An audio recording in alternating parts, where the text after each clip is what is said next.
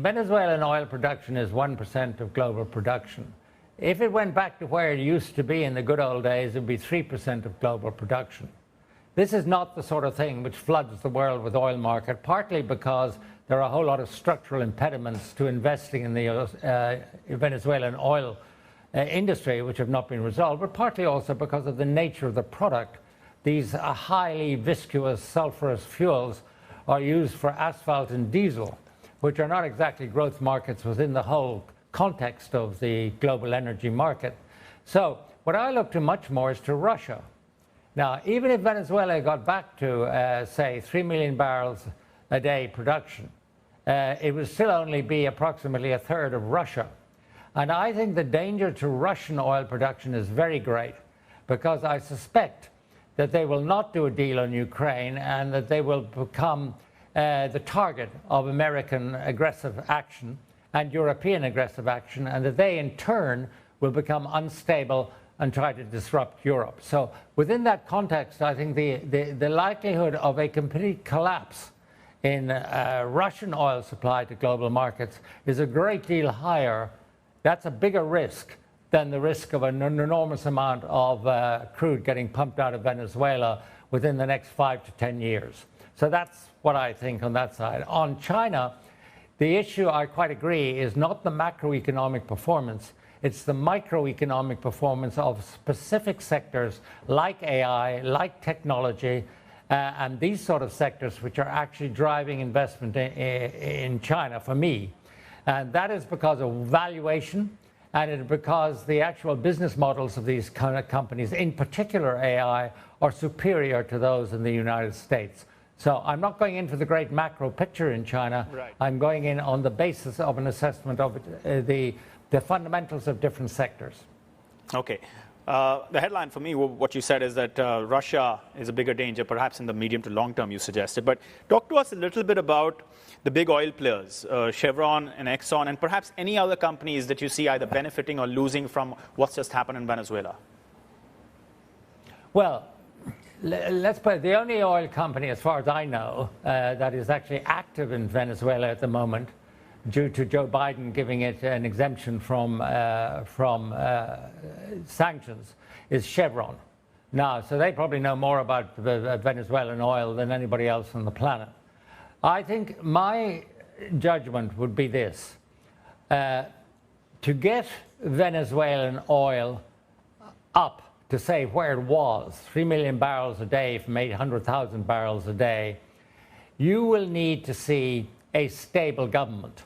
It doesn't have to be a democratic government. I don't think oil companies are naturally democratic, but it would have to be stable, capable of signing contracts which would last.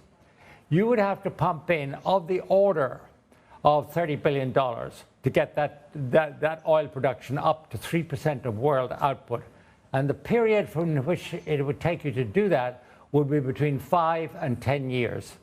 And then you have to worry about the pricing of that oil because, as I said, and Dan emphasized before, this is a particularly difficult form of crude to process, and it can be used in applications like asphalt, for instance, and diesel, which are themselves not exactly growth industries. So I think that if you look at the oil majors, they're going to have to put in a lot more money before they get out any profits.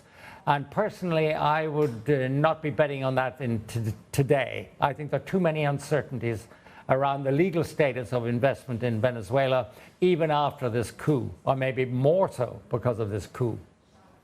So you're suggesting that we won't see regional stability in Venezuela anytime soon. But I just want to come back to you on the fact that you had President Donald Trump say that we have spoken to the vice president, and she said in Venezuela she'll be taking over. She has said that she will follow the routes that are directed by the U.S. Shortly after that, she came in defense of Nicolas Maduro and basically suggested that we're going to defend our sovereignty, implying that we're not going to listen to the U.S.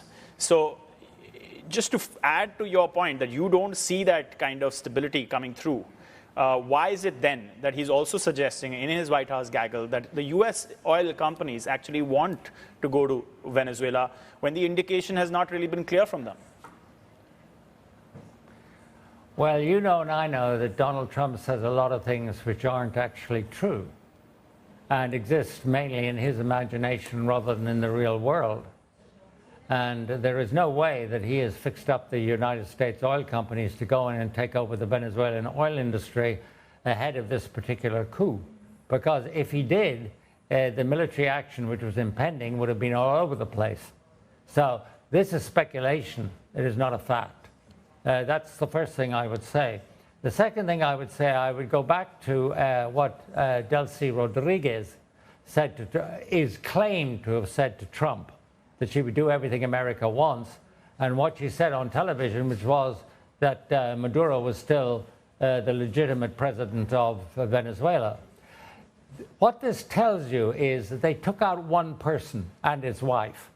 They did not take out a ruling apparatus. This is not a kind of post-glasnost type of thing in which the entirety of the government structure of the Maduro regime has collapsed.